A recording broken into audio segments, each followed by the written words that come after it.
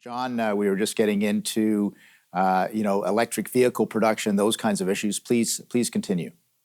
Well, I mean, I think that as we're looking at how do we do this transition to a more renewable energy economy, we've got to recognize that, in the 1970s and early 80s, we were all held hostage to the actions of OPEC on energy. Right.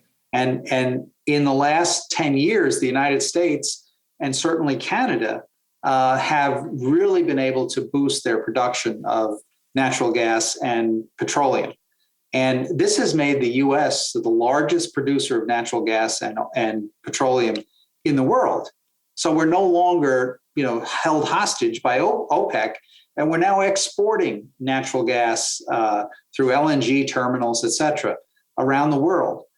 And yet, if we go to 100% renewable and get rid of fossil fuels, my concern is that we're going to be trading ourselves back in a situation where we have dependency upon China, because where do they reprocess 80% of the rare earth metals and other materials that are necessary for high-tech products, for wind energy turbines, for solar energy rooftop systems, for other renewable energy products? 80% of those minerals are reprocessed in China. Right. This is a country that has shown itself to be very willing to use its economic leverage to extract political concessions.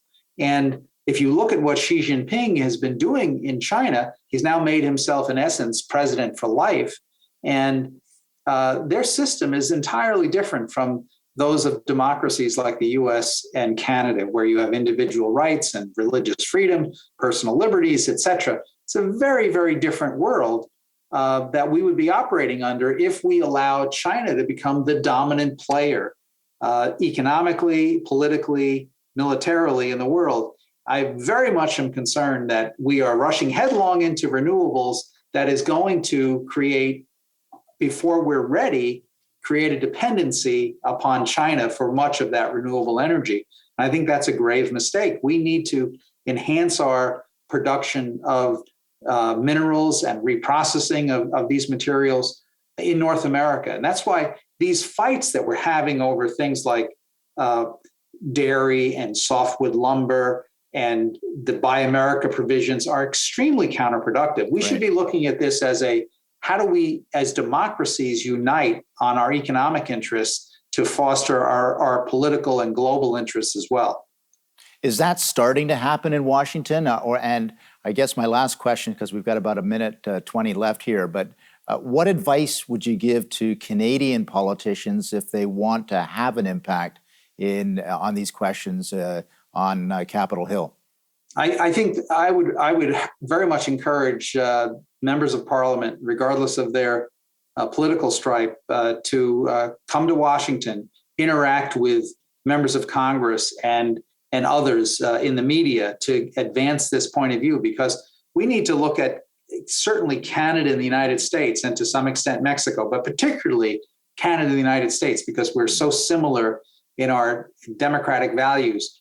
We need to look upon the US and Canada as united on these questions. And sure, we'll have our certain squabbles from time to time, but we really need to look at the big picture, which is we're much stronger vis-a-vis China if we are united as the US and Canada.